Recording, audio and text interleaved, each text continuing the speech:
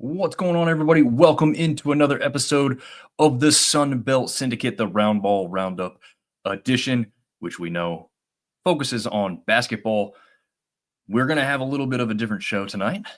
Did not plan for this. Zach was supposed to join me, as he typically does. We were going to get back into the basketball focus now that football is winding down officially now over, as Texas State does go on to victory in their bowl game today to wrap up the football schedule of the Sun Belt Conference. So now we are fully dedicated and focused on basketball and soon baseball moving forward. But unfortunately, Zach is a little bit under the weather, so I will be running solo tonight. However, I did see fan number one here lately, Ben James, jumping in the chat on YouTube already. What's up, Ben? Thanks for joining the program. He's saying, how about them Red Wolves? Yes, absolutely. The only team to get us a victory over an AP or ranked team, if you want to say it that way. So congratulations to them as they continue to roll along. And we will also continue to roll along, as we've called this episode tonight Streakin, because we have some teams at the top that have been doing pretty well lately. And we had some teams at the bottom who have been doing, obviously, the opposite.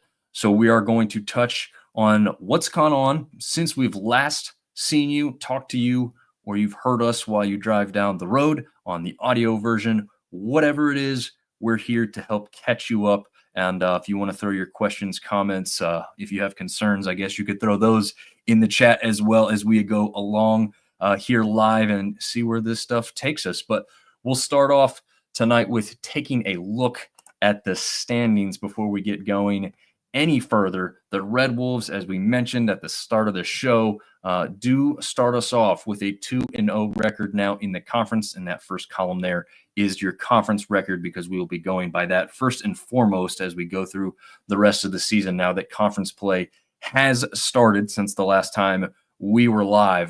To the right of that will be the overall record. So sitting pretty up at the top are the Red Wolves with an 11-3 overall record, followed closely by what Zach and I think is a very big surprising team as far as we were concerned going into the season anyway, a 2-0 conference start for the South Alabama Jaguars, who also sit at 10-4 overall. Troy also at 2-0. The Cajuns, a very surprising 2-0 after their terrible and abysmal start to the season. Their record overall just 4-10. So a 2-0 conference start for them is a big deal and will be very helpful for them moving forward as they go through their coaching change. We'll touch on that once we get to something fell over there. We will touch on that once we get to the Cajuns specifically tonight. JMU, Southern Miss, Marshall, Texas State, Georgia Southern, and ODU all sit at 1-1 within the conference, all pretty much hovering around the 500 mark or just over. In ODU's case, they're actually sitting at just 5-9 on the season. But again, that 1-1 record puts them up not sitting too bad with a 5-9 record overall to be 1-1 currently in the conference. And then we have that followed up by all the 0-2 teams to start conference play, which includes Coastal Carolina, App State, a little bit of a surprise there for some people, Georgia State, and followed by ULM, which maybe some people are a little surprised about. Myself took a chance on them being a little bit of a surprise team. Unfortunately, that does not sound or look like it's going to take place this season. But that pretty much wraps that up. Again, a lot of those teams at the bottom there at the 0-2 conference record also not looking too great overall, though Coastal's sitting there right at 500 with a 7-7 mark. And App State had previously been pretty good to start the season until these last four games. They sit at 6-7 overall. Georgia State and ULM sitting down there at the bottom with just 4 wins apiece. So that's a look at the standings. And yes, we will probably be pacing ourselves a little bit faster through this show tonight since Zach's not here to kind of go back and forth with. But Ben does want to chime in and say the Red Wolves play the Jaguars on January 9th. So just around the corner here, that is next Thursday, January 9th. A big-time matchup, especially if they roll in past this weekend with more victories on either side of the ball. Before we get to that one. So we will go in order from how they sit from first to worst here. So we will start with the Arkansas State Red Wolves. As we can see, their previous games from the last time we did an episode, they played only 4, but they did fare fairly well in those 4 games. On December 12th, they beat UT Arlington 83-79. They got past UAB on December 15th, 98-89. Sounds kind of not that close in the overtime. However, that was one of the biggest, I think actually factually now, statistically, it is the biggest ever comeback in college basketball history to come back and win for that. And Ben is chiming in that that was a great and amazing game, and it absolutely was a shocker of a game, really, when you saw that score early. Did not think the Red Wolves would come back and win that one, but full credit to them.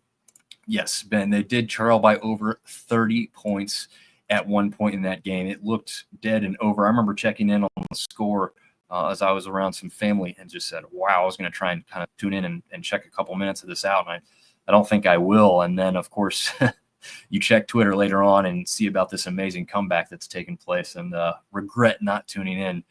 But you only can go with what you know at the time, and that was a little bit of a surprise. So, yes, then our Red Wolves match up with Coastal Carolina and take them down by 30 in their next game, and got that 1-0 record to start conference play, and then almost as easily takes care of ODU as they just started the new year off. So the Arkansas State Red Wolves looking very good there early in the season as we go along. And statistically, some of their standouts that we'll look at here before we move on to the next team. We've got Tyron Todd leading the team with 15.7 points per game average. Terrence Ford and Kobe Julian. You just got a number of guys. You've heard their names. You've heard us talk about them. They continue to really improve and get this team to where they want to go moving forward. But it's always interesting to see, a guy that you don't see all the time can still step up for this team. That's the big difference maker, the depth, the bench. They can have a guy come off the bench and go well over 20 points to facilitate a win when somebody that is maybe on the starting spot isn't getting it done. They can go deep into their bench and pull out a victory again, as we saw against UAB specifically in that matchup, and then that big, huge win over Coastal Carolina and the very comfortable win over ODU. Ben's letting us know freshman Josh Hill had a breakout game in both the Coastal and ODU games, so getting off to a hot conference start there for him specifically. All right, and we move on to South Alabama. They played one more game. They played 5 games since we've last checked in with them, winning very comfortably over, and forgive me, I have to check exactly what school that is that I'm looking at there because I can't tell. I think it's the football team that hung right with ODU just a little bit ago when it came to football. East Texas A&M, that's right. FCS East Texas A&M, obviously Division I for basketball. USA gets by them 81-72, and they suffered a pretty big defeat the next night. I'm sorry, it wasn't that big of a defeat. Played a very close game against a TCU team on December 16th, only lost 58-49, so a close battle there with TCU, and then they hammered. This is a very surprising game to me specifically. They hammered JMU 77-49 on December 21st. Then they got a really easy matchup on the 30th there, and that's probably more of a local game. Yeah, the downside to providing the graphics that look nice on screen is that I don't have the space or the ability to add the team name as well or the school name because it would just be a jumbled mess. So I don't know off the top of my head who that red ram with the gold horn is there. I'll try and pull that up as we move along here because it's going to bother me because I just put it together and now I can't see. Spring Hill, I believe, is who that was. No, that's not Spring Hill. My apologies. That would be Mobile University. They hammered them. The local competition there, they win that one 106-41 before getting Another big victory over a conference opponent in Georgia State, 77. That score sound familiar? That's the same score they had against JMU. They go for 77 once again to get that 77-51 victory over Georgia State. And Dominic Ambrose, appreciate you chiming in. 106-41 was versus Mobile. Yeah, that's not a – now it'll be a logo that I randomly remember because of this interaction. But it's not one that I remembered off the top of my head, unfortunately. And then also confirming that it's the University of Mobile there for that one. As far as who's getting it done for the Jags, let's take a look at who's sticking out there. Miles Corey, no surprise, was an early season scoring machine. He has kept that up and paces the Jags with 17.1 points per game average. Barry Dunning Jr. just had a big game there against Georgia State. He's averaging 6.1 rebounds per game. And Judah Brown coming in, leading the team in blocks. We know him from last season as a standout there for the Jags. So this team really coming into form and looking very good early part of the season here.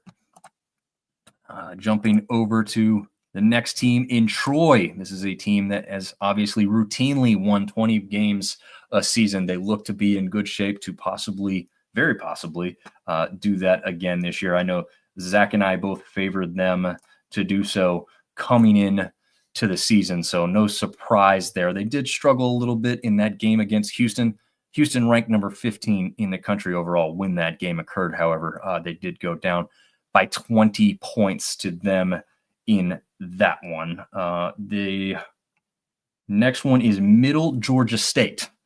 Again, some of these ones I'm going to have to look at. It does say MGA right on their logo, but yeah, definitely want to double check myself to make sure I got that one right. They beat Middle Georgia State and LaGrange. Again, these are easy games. These are games that I expect to win this big.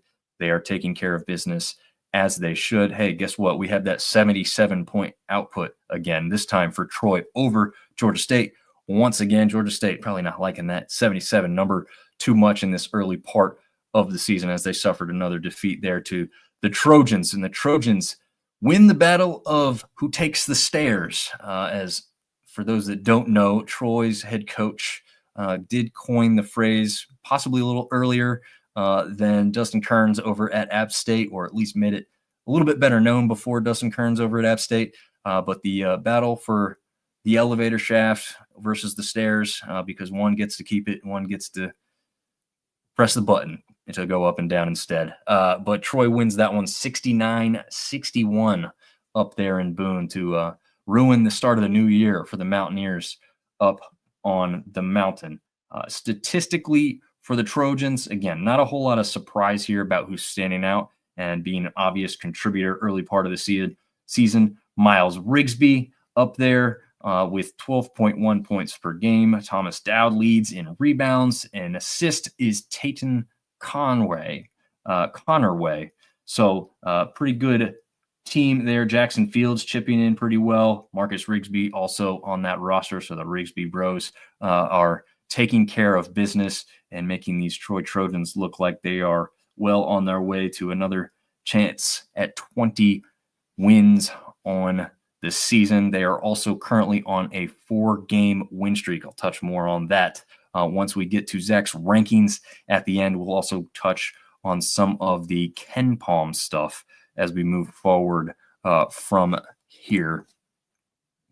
Ragin' Cajuns, the surprise team to be up in the conference standings at this point. Again, an abysmal start to the year. They had the injury early on that was greatly going to affect their season one way or another. It seemed to affect things pretty badly. Before we talk about some of their scores, we do have to mention longtime head coach Bob Marlin is no longer the coach for the Ragin' Cajuns. If you missed that bit of news, Derek Zimmerman steps in as the interim coach, and I think he's got the inside track to be full-time coach after how he's turned this team around here in short order. If he could keep it rolling, then he's going to solidify it even more, as they've done pretty well once they've gotten into conference play here. December 11th, they beat Southeast Louisiana 68-61, a tightly contested battle. Lost a surprising one, not necessarily because they maybe were expected to beat Lamar, at least at that point in the season for sure, but it's how badly they lost to Lamar. They lost 74-45 in that one. So a very shocking score to come out of that one. Then they hosted App State, took care of business. Close game up there to the end. App State had to battle with some, free throws, trying to beat them at the free throw game down the stretch, and it wasn't to be. Cajuns win that one 68-62, and then they beat, they lose. They go down to McNeese 64-56, so you weren't sure what was going to happen after that, but hey, rebounded against Coastal Carolina, winning that game 71-68. So technically, they're really not on much of a winning streak anymore. However, they have the all-important 2-0 start in conference. As we mentioned, we do need to tell you that Karan Davis was indefinitely suspended from the team when Bob Marlin was head coach.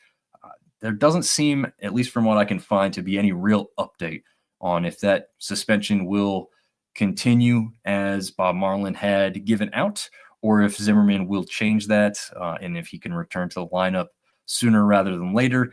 Not a whole lot of details. In fact, if you Google Karan Davis and suspension, a whole lot more comes up about Louisville, where he was previously dismissed completely from the team. So this could be a bigger issue, or it could be something that the team is handling internally, and it's not a huge issue, but he does need to serve his suspension time. Again, if I had more details, I would share them here with you. Unfortunately, I do not. So I don't have a ton more to tell you about there for that one. But again, after a terrible start to their season with injuries and record and letting a coach go, they do somehow still start out conference play 2-0. And again, at this point of the season, that's probably the most important piece for what they need to accomplish. Mustafa, again, I'm going to keep saying his first name because I will trip all over the last name, but he is leading the team with 11.9 points per game. Ratliff rebounds almost 5 per game. Michael Thomas leading in assists, and Kentrell Garnett obviously up there with Christian Wright as well. And Karan Davis still up there in the top couple point getters. So if he does return, that will be a big advantage for the Cajuns as they continue further into conference play, but we'll have to see how that transpires. A little bit of a surprise here as JMU isn't one of those 2-0 teams to start conference play, but still okay. 1-1 so far, only played 4 games since we've last taken a look at them. They were up early on Wake Forest on December 17th. Unfortunately for them, they do ultimately fall to the Demon Deacons 75-58 in that one. And then, as we mentioned, some of these we'll go through a little quicker since we've talked about them against previous teams already, falling to the Jaguars 77-49. Then they went up against Midway University, crushed them pretty well, 96-64 before beating Southern Miss 83-72. We know that was a battle last year, so interesting to see that game earlier on this season. Although I don't think it was too late last year either. So, pretty interesting matchup to have, a good matchup to have early on in the season. A pretty close game. 11 points.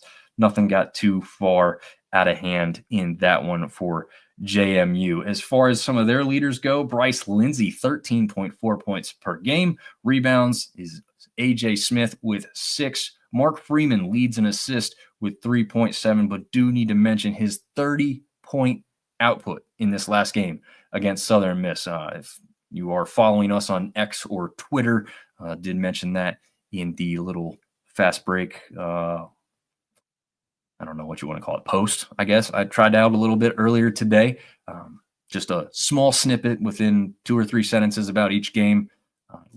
See if that is something that people like moving forward, to kind of just catch up, a little Sports Center type thing to keep you involved. And as we go along in the season, see if it makes sense to keep that up and provide that for people who are interested. And then we've got a team who, so far, as we've been looking at this, has played the most games out of anybody that we've previously spoken about as Southern Miss since we've last seen them.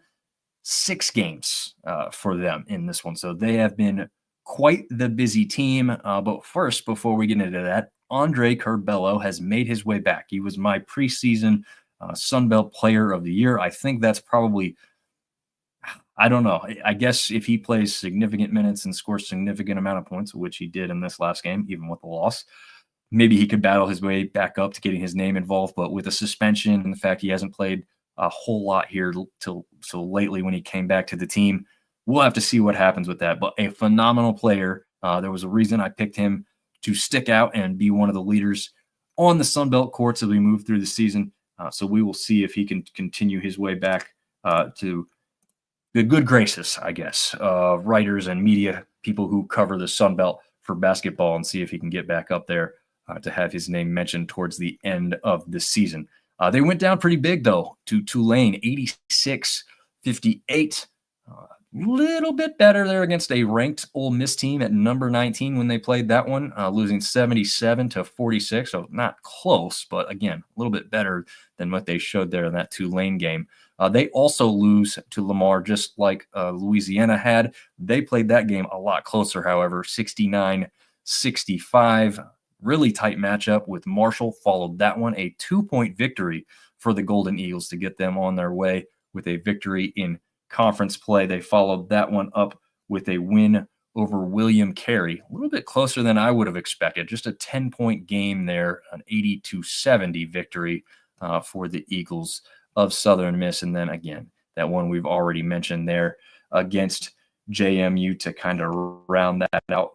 And again, we will look at where Corbello sits right now. He's not the leader in the clubhouse, but he is number 2. Denijay Harris, almost leading across the board.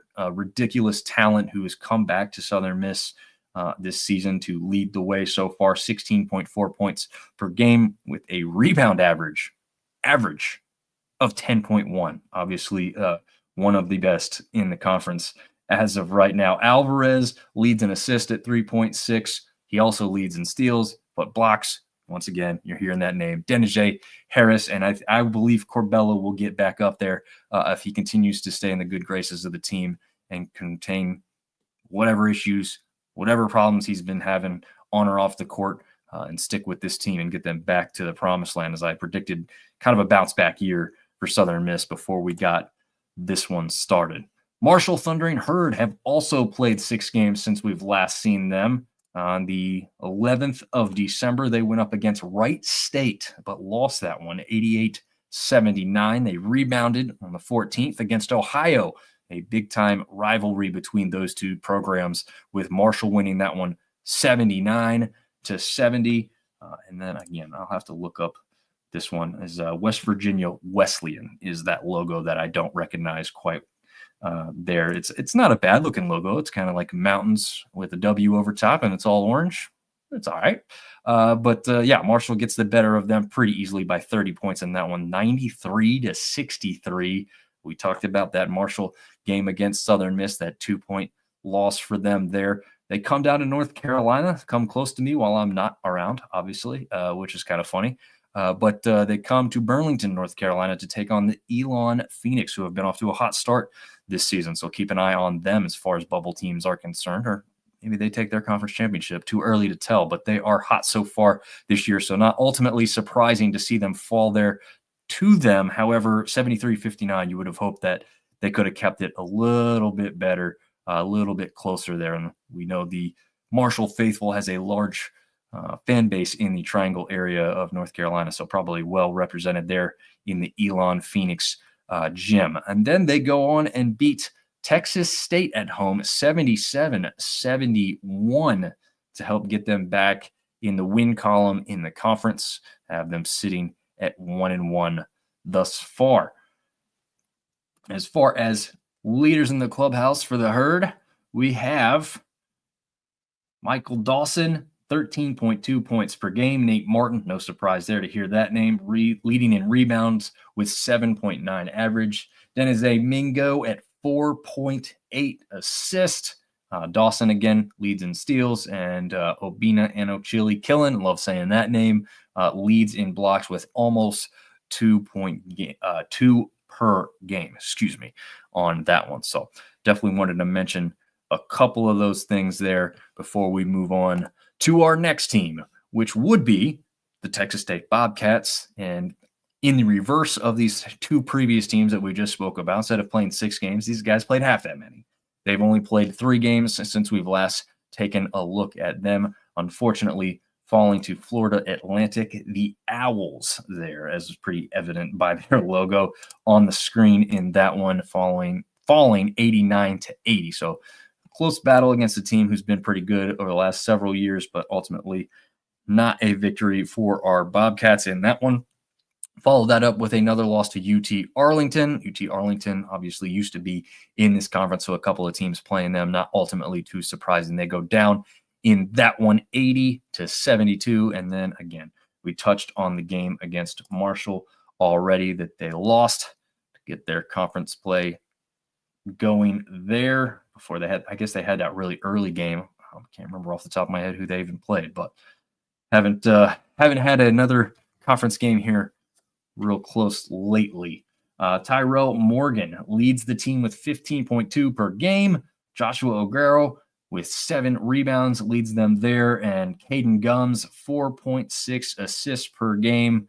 And Tylen Pope, need to mention his name as well, leads in shot blocks, 1.4 average per game, also scoring 13.6 points per game. So definitely do not want to leave him out in that one. Gonzo chiming in, is South Alabama that much better than JMU, or is there another reason that they beat them so bad? I think that game is I'll put that question back up so people know what we're talking about here, since those teams aren't specifically on here right at this moment. But to me, it's one of those things where odds makers didn't get this one right, and a lot of it has to do with how matchups specifically happen. And I think that's more to do with what happened in that game. And sometimes you just have off nights, and South Alabama was on and JMU was off. A lot of times you have one or two of those teams like just barely different from what they usually do. I think South Alabama was just really, really hot that night. Everything kind of going right for them. And the opposite was true for JMU, which made that score differential so much of a shock factor and a shock value for when people are seeing that score from the outside. So yeah, I'd venture to say if they matched up 10 more times, it's a lot closer. South Alabama would probably still win the majority of them if I had to choose right now. But I would venture to say that JMU could actually pull off a couple of wins versus them. It's just one of those things where it's just the perfect storm on that night, and South Alabama wasn't going to lose that game. So that just became pretty obvious pretty quickly in that one. But we'll have to see. They could match up again for a conference tournament game. We know that they have the crazy bracket this year, so I can't wait to see how that plays out. I think it's kind of insane. It's intriguing. It's going to be fun. It's going to be a little different. It's absolutely a gauntlet for anybody who thinks they're going to go on any kind of hot run to end the year and get into the postseason. But the kind of cool part is every single team has a shot. I don't care where you are in the standings. You have a shot to get to the conference championship. So pretty interesting. Now you have to run an absolute gauntlet of games like every day or almost every day. But yeah, you can get there, and we'll have to see what happens when that goes down. And Red Wolves play JMU tomorrow is what Ben is telling us as well in that one. All right, jumping over to the next team, Georgia Southern. Again, this is another team I thought coming into this season was going to have a pretty good year with what they had recruited, what they had brought in, what they had kept, the fact they were opening up a new arena to play in. There was a lot of just kind of excitement and stuff building on for this team. Unfortunately for them, their leading scorer, Dante Holloman, is out. Not really sure on his return just yet, but that is going to be a big aspect for the Eagles until he can return to the lineup for sure. They did lose to La Tech on December 13th, rebounded against Gardner-Webb 86-81.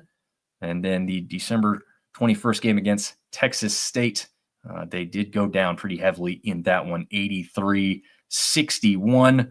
Georgia Southern then rebounded pretty well, getting by a scrappy ULM team. Again, they're not great in the standings, but they do play tough.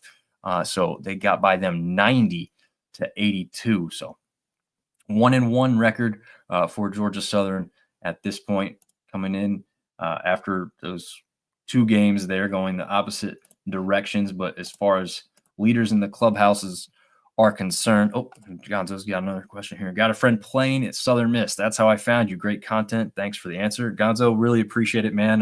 Just to let you know, this show is not usually done solo. We usually have a little bit more of a conversational thing back and forth. Unfortunately, Zach is a little under the weather tonight, but he did send me some notes. I am sharing those with you as I go along. I want to give full credit for him doing that because some of these notes I obviously knew, but there are some good little tidbits in here that he shared that I did not have previously written down. So I appreciate Zach participating, even though he is feeling under the weather and not really feeling like getting in front of a camera. Can't blame him. Sometimes you have those nights. So, and it's also your first year of following the Sun Belt. Well, we hope it gets a little more exciting. I think at this point last year, we had a little bit more excitement with where JMU had started off the season. App State was closely following them. Troy was up there for a long time as well. And then Arkansas State came on hot, which led us to know how they were going to do this year. So yeah, appreciate you following along. We will continue to kind of put out content as we go along. I'm going to try and maybe do what I did for baseball, which was share some scoreboard aspects kind of the next day in kind of a graphic form, kind of like you see laid out here on the screen if you're watching right now. But I want to kind of make it easy for people to find scores and just put it right in front of them. That way they don't have to go out and find it.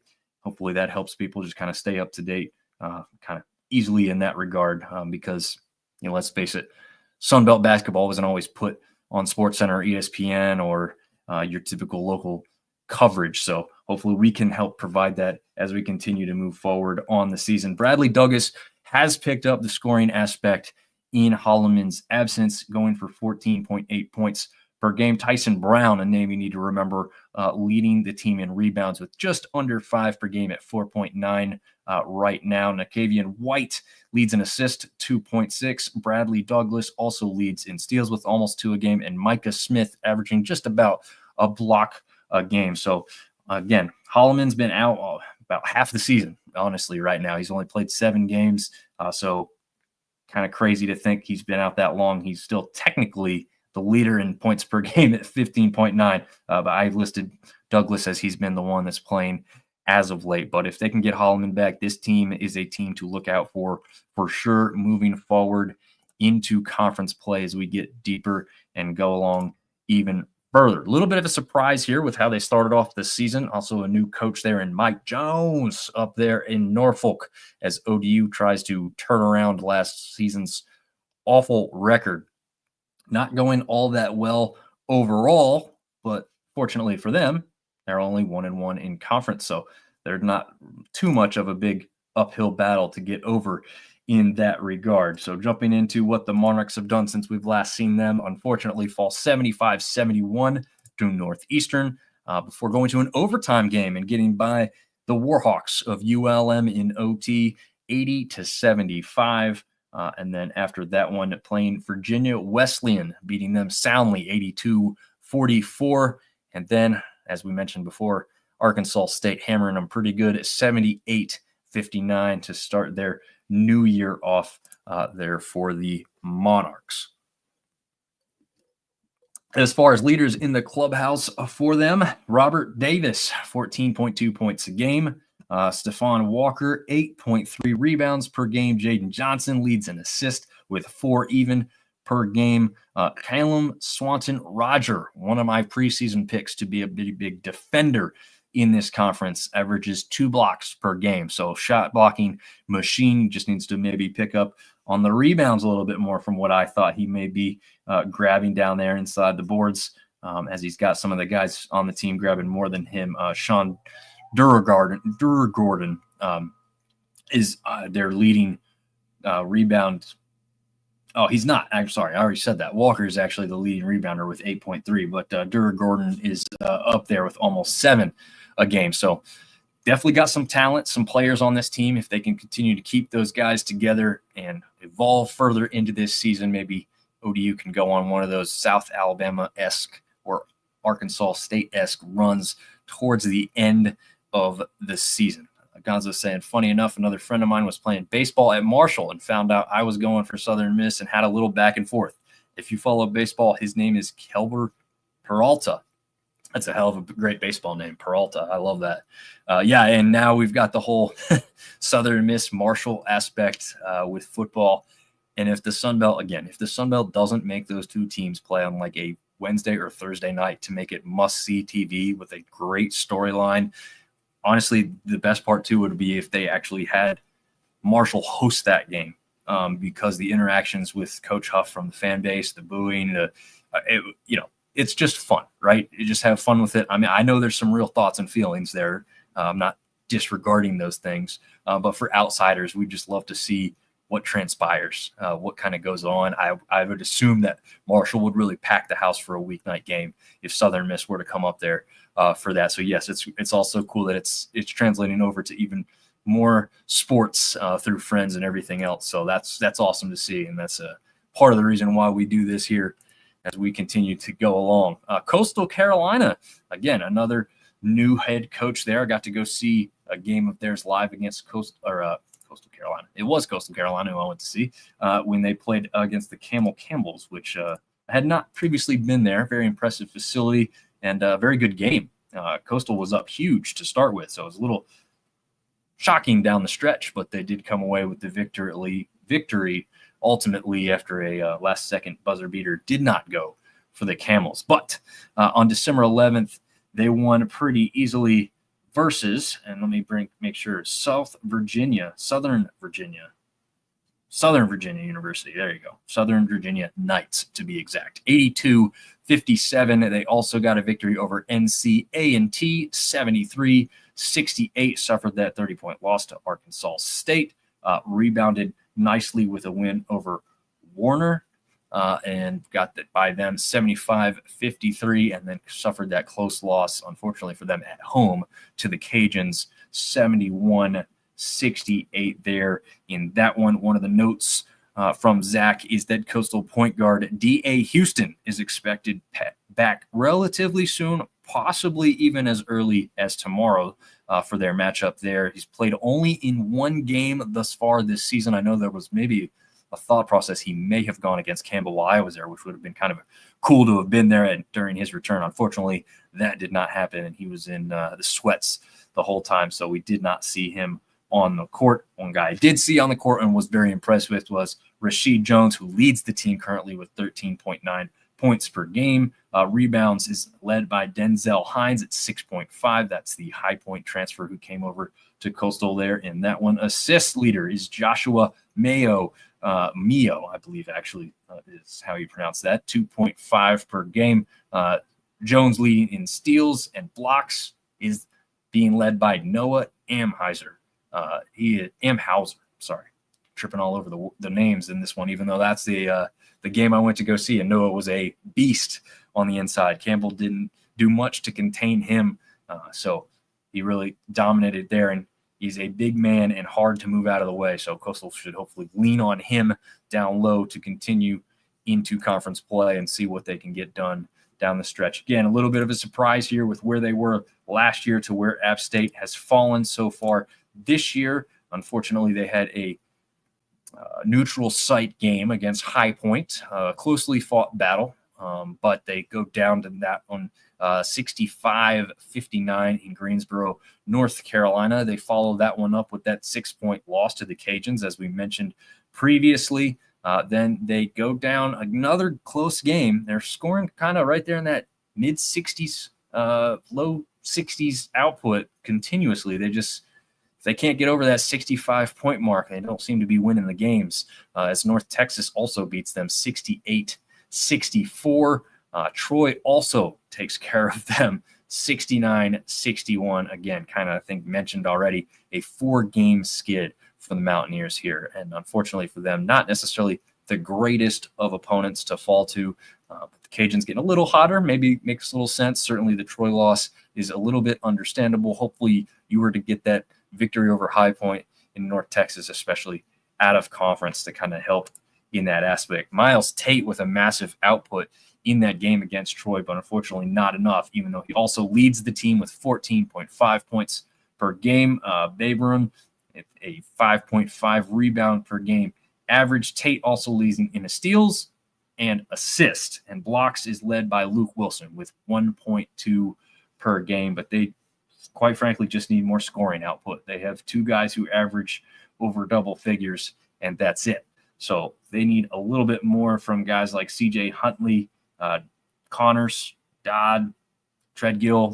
They need some of these guys to step up and start participating a little bit better, a little bit higher output to get them back into the winning column, because they are struggling down the stretch, or not down the stretch. They're struggling currently as they get into the conference play here. Georgia State Panthers, got a note on them as well. Joshua Archer is listed on the roster, but he's not seen playing time. I'm not sure if that's more of a suspension, a little bit more of an injury. There's really not a whole lot of explanation there. So if anyone knows any further info and they want to share that, go ahead and chime in on that one. But getting into their recent scores since we've last looked at them, also a team sliding as they've lost their last 7 straight games. So, nothing big surprise here as we go through 5 of them. We know they're all losses. Lost to Charlotte 77-63, lost to number 2 ranked Auburn at the time 100-59. That one's not necessarily surprising there. Then they go down to Troy, as we've mentioned, lose to a really good Mercer team, at least kind of routinely good, I should say, in that Southern Conference basketball. You only lose 71-68 in that one, so at least a respectable loss, but then they rebound with a bad loss again, like we've mentioned, to South Alabama, 77-51. So, yeah, if they could get Archer back on the roster, or at least back to playing time, that would definitely be advantageous for the Panthers, as they greatly miss him so far this season. Zakir Nutter leads the team with 14.8 points per game. Nick Mullen averaging 10 rebounds. Malachi Brown, 3.1 assists per game, 1.4 steals per game. And in blocks, they are led by Caesar Edwards. So they've got some players that are contributing. They just need this play a little bit easier schedule, for one, because they had some tough matchups there with Auburn and Mercer. And it didn't start off with 2 easy conference games, because they had Troy and South Alabama, as we know, 2 of the leaders up there in the clubhouse chasing down Arkansas State as well. So interesting to see what they've had to do and go up against so far. And we'll see if Georgia State can get back into their winning ways and end this long losing streak that they've suffered here to start the year. And we'll round out the 14th team in conference. And a reminder for those tuning in that either don't know or just need to be reminded, there is no East-West. Okay, we got to get away from that thinking. In football, there is an East-West. The champions meet. It's real easy. This is a 14-team league, and there is no divisions. There is no split. So these teams are all listed from first to worst throughout the rest of the season. There's not going to be any more divisions or easy way to kind of sort them as we go through this, but we will do our best to help you sort it. And that continues on, as I said, with the ULM Warhawks. First bit of news and notes to share from Zach is that Keith Richard, the long-time head coach over there for ULM, will be retiring at season's end. So a little bit of a disappointing thing, but obviously something that everyone knew would eventually come because he's been in this conference for a very long time. I think he's tied with and now he may probably be the leader in the clubhouse with Marlin gone for leader of who's been coaching in this league the longest tenure. There's the word I was looking for. So we'll see what happens there, who may take over down there at ULM. But again, 4-game skid here. They did get that first victory over Arkansas Pine Bluff, 89-73, before suffering these 4 straight losses. The first one to UT Arlington, 77-68. Then Houston Christian, 74-68. Then they went down again in overtime, as we've already talking about, with ODU 80-75 and 90-82 loss to Georgia Southern. As far as kind of who's leading the way for the Warhawks thus far, we've got Jalen Bolden, 13.3 points per game, also leading in rebounds with 6.7. Tyrese Watson, 4.2 assists per game, steals Bolden yet again, and in blocks, Makai Willis with just under 0.7 blocks per game, so a little bit under the 1 block per game average there for them. So unfortunately, the struggles continue there for the Warhawks, and now we will get into the last little bit of the show. Again, a little bit shorter of a show since it's a solo episode today. This is the last rankings that had come out from Zac before this week started. So you have to take in mind that some of these things may look a little different if you were to rank them today, literally. But these came out Sunday before the results of the midweek games here. So this is what we're seeing right now. Arkansas State is his number 1 in KenPom, sitting at 97 overall, easily the highest team. In fact, a couple of these first teams here in his rankings also kind of just match up with KenPom. So we'll see, how much that changes going on. Troy jumps up in his rankings to number 2. They sit at 117 overall in KenPom. Just behind them actually is South Alabama, who's actually 4th here because, again, games earlier this week had not yet taken place. So he had Texas State sitting above them, but Texas State had just fallen down. They sit at 138 in KenPom currently. Again, Arkansas State, do need to mention that they are on a 6-game win streak. So we had some of those teams streaking down there at the bottom in a bad way. We've got some of the teams at the top here, including USA on a 3-game win streak and Troy on that 4-game win streak. Easy to see why those 3 or 4 teams are up there near the top. JMU did drop down a couple spots to number 5. Georgia Southern comes in at number 6. App State at number 7. It's after JMU. Honestly, all these teams are 200 plus in KenPom, and after Southern Miss, all these teams are 300 plus or worse in KenPom. And just so you know how bad that is for those teams at the bottom, there is only 364 teams total in the KenPom rankings. So we really need those numbers to climb up to improve on what we're looking at for this season as far as the Sun Belt is concerned. I don't think we're looking at a 2-bid league. I think we were a lot closer to that last season with JMU and App State. I don't think we've got 2 there standing out. However, Troy maybe does stand a chance. South Alabama is looking pretty good to stand a chance. Maybe JMU turns it back on. Maybe App State flips the script.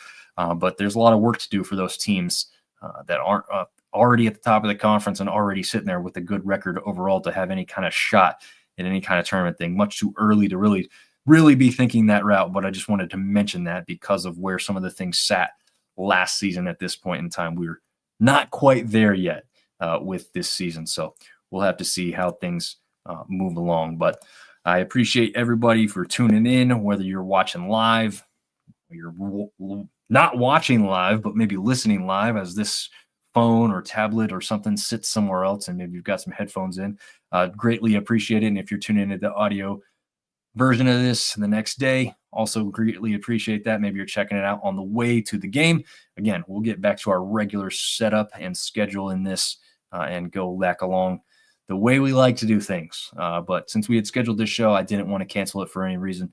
Wanted to catch it up. And also, kind of helps me when I talk about it out loud. So hopefully that kind of helps you guys as well. And we will see you guys next time.